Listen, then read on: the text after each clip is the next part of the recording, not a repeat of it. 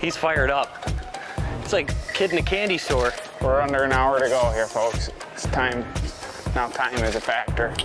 So what's our strategy? Well, we gotta find them first, and they're getting awful tricky.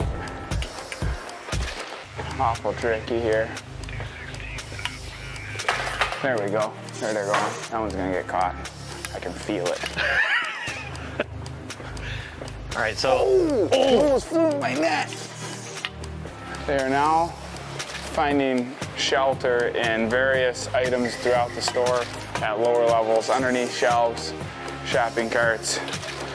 I've even seen them behind these axes over here. So Pavel, you can hear that air firing up. He's gonna use forced air to try and flush them out, Yeah. something that they're not used to.